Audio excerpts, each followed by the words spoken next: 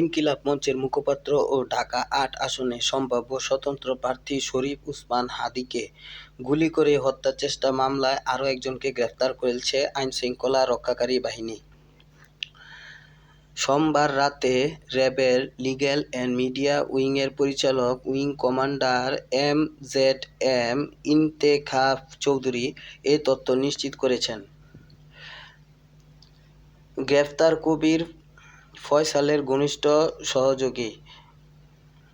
র্যাব-১১ এর commander lieutenant Naim ul Haq জানিয়েছেন, কবির ওরফে দাঁতভাঙা কবিরের বাড়ি পটুয়াখালী জেলায়, কিন্তু থাকতেন রাজধানীর আদাবরে। তার বাবা মৃত মোফাজ্জল কবির ফতুল্লার বক্তাবলী এলাকায় আত্মগোপনে ছিলেন উল্লেখ করে র্যাব কর্মকর্তা বলেন, ভোর ৫টার দিকে বক্তাবলী এলাকা থেকে তাকে গ্রেফতার করা হয়েছে। গত শুক্রবার দুপুরে পল্টনের বক্স কালভার্ট রোডে ডিয়ার টাওয়ার ও বাইতুল সামা জামে মসজিদের মধ্যবর্তী স্থানে শরীফ ওসমান হাদী গুলিবিদ্ধ হন। প্রথমে তাকে ঢাকা মেডিকেল কলেজ হাসপাতালে ও পরে রাজধানীর এভার কেয়ার হাসপাতালে চিকিৎসা নেওয়া হয়। মাথায় গুলিবিদ্ধ হাদীকে উন্নত চিকিৎসার জন্য সিঙ্গাপুরে পাঠানো হয়েছে।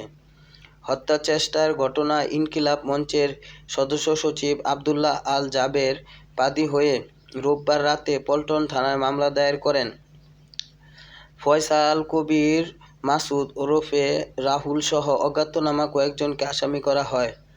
রোববার রাতে র্যাব জানায়, ঢাকা ও নারায়ণগঞ্জের বিভিন্ন স্থানে অভিযান চালিয়ে ফয়সালের স্ত্রী সামিয়া, শ্যালক শিপু ও তার বন্ধু মনিকাকে আটক করা হয়। ফয়সালকে এখনও গ্রেফতার করতে পারেনি পুলিশ। এই মামলায় এর আগে মোট ৬ জনকে গ্রেফতার করেছে আইনশৃঙ্খলা রক্ষাকারী বাহিনী। সিসিটিভি ফুটেজে দেখা যায়, ৪ ডিসেম্বর ফয়সাল আরও ৩ জনের সঙ্গে ইনকিলাব কালচারাল সেন্টারে প্রবেশ করেন। সেখানে হাদীর সঙ্গে কথা বলেন এবং পরে ৯ ডিসেম্বর তার সঙ্গে একটা বৈঠকে অংশ নেন।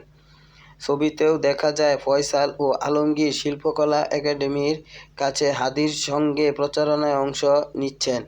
সিসিটিভি ফুটেজ অনুসারে ৪ ডিসেম্বর কবির ও ফয়সালের সঙ্গে ইনকিলাব কালচারাল সেন্টারে গিয়েছিলেন।